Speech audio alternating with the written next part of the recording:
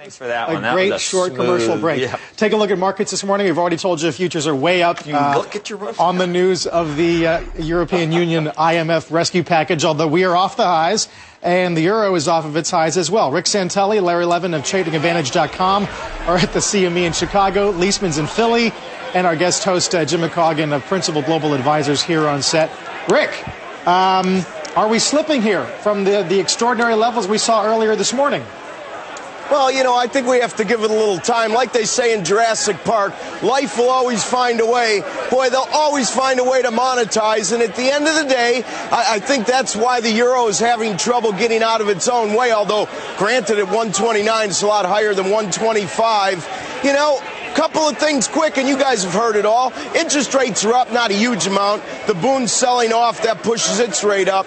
You know, how much real money's in the system? It looks to me like the IMF is the real coin in the system, and I think they have $250 billion to their grasp, which is exactly the amount they seem to be pledging, and I guess 17% of that they should be sending all Americans a thank you note. What do you think? Yeah.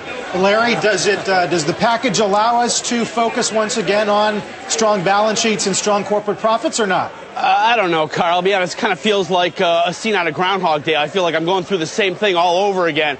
And to be honest with you, I think this week is especially today, is really going to be telling. If this market can hold up, maybe we can see kind of a strong week. If it doesn't hold up today, I feel like we're going to fall back and give back everything we got over this, over Sunday night, over the overnight session. I think it's almost inevitable if we don't hold strong today. Yeah. A lot of people are pointing out, at least the bulls are saying, look what happened to U.S. markets in the months following TARP. Is this that version, but only with the French accent? It feels exactly the same to me. Like I said, Groundhog Day. I mean, we're getting all this money. We're going to bail these out. Like Joe said earlier, we're going to kick the can down the road. The markets, they're going to take a big hit, if a lot of people really start taking into what's really happening into account. Now, whether we do that or not, like I said, I think today is a real telling day. We hold up strong today, could see a good week. We don't hold up, I feel real, like this, there's some real weakness coming in this week. Steve, your feelings about what, I guess I'm wondering what your reaction was when you watched the ECB go back on all its principles. Well, I just want to add one thing that I think you might find amusing. One analyst I talked to called it le TARP. Le TARP. Le TARP. And I don't know if they're going to pronounce the P. I know Joe is an expert in French pronunciation, yes. So le TARP or... Yeah. I think you always pronounce a P, don't you? No. Yeah, I think you do. I think you do. A lot of guys, though, are talking about a loss of ECB independence through this. That if you notice what Trichet said on Thursday, that the committee had not discussed issues of going in and purchasing debt, and all of a sudden, by Sunday, they're out there buying it. So the question of independence, the question, Rick brings it up, of monetization. The one rationale I did hear, though, was the idea that essentially what you're doing is you're spreading the pain of this, in that a single country, in that they're in the union, the pain of dealing with their problems through simply austerity and not having the option to do currency devaluation is really too much for a single country to bear, given, granted, that it went and spent and borrowed too much and had a lousy fiscal program, but the idea of adjustment without currency depreciation is too much. Well, so Steve, the other option... that's the euro will be the currency that's devalued. I mean, whatever right. Portuguese currency, right. Whatever that was, the drachma, whatever right. The proportional amount of euro devaluation that you need, that's where they're printing them. I mean, this right. Makes sense, doesn't it? So, Joe, think about the interest groups here. You have the taxpayers, you have the bondholders, and you have the currency holders.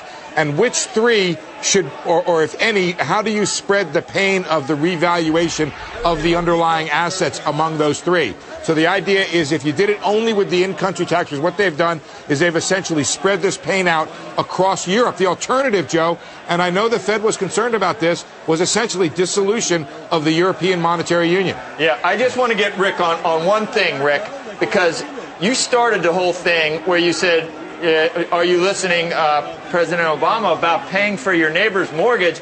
Could you really tell the American taxpayer you can connect the dots between them and Greece? I mean, are they paying for some lavish benefits in Greece right now? Connect the dots. I mean, it is a fact. We contribute a little less than 18% to the IMF, and the IMF is pretty much using its entire. We contribute a little less than 18% to the IMF, and the IMF is pretty much using its entire piggy bank, of course, to pledge up to 250 billion euros. No matter how you slice it, Joe, 18% of that money or more, because, if they go much beyond this, they're going to have to replenish the coffers. And this is all the more agitated you are and the guys behind you about this right now? I mean, I just can't believe I'm not getting...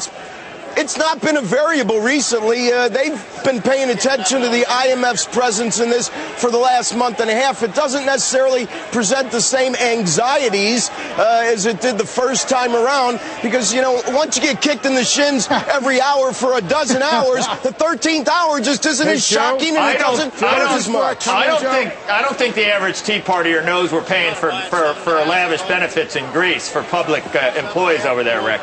I think maybe you need to tell them. Consider this. Look at Merkel's regional elections. I think everybody pretty much gets it. Yeah, maybe right. Yes, come in and say, but Rick, and I say, but Rick, consider the alternative, which is that you saw what happened in the U.S. markets here. We're going to probably end up seeing the alternative anyway, Steve, because remember, this is in many ways, and we all hope it works, but if it isn't, there is no grander plan than this. So we might end up finding out what it's like to let institutions fail and not have the money to bail them out. In this case, I agree with you a little more. Interplanetary. If we can find life on another planet, they may be able to help. To go back to the exchanges, though, from the floor of the exchanges, what are you hearing about the ECB purchases of government debt? That was mentioned earlier on this morning. Whether it's small purchases, whether it's big purchases, is it focused on Greek debt or is it across the board? I think that's a very interesting point about the market mechanism. The numbers that I heard were something like around 4 billion euros were what I heard from a bunch of different traders, and that they got a lot of bang for the buck out of this, a huge surge in Greek debt. I understand the 2-year went from like a 78 to a 93, and it was very much reminiscent when the Fed came in and only bought a few of CNBS's and had a huge response. And the idea, as I understand it, is that the European central banks may keep markets guessing as to the amounts. Yeah, that'll be important. They're just intensifying the squeeze. Rick, Steve, Larry, thanks, guys. Jim's going to be with us for the rest of the hour. Okay. Am I really going to break this time? I do not know.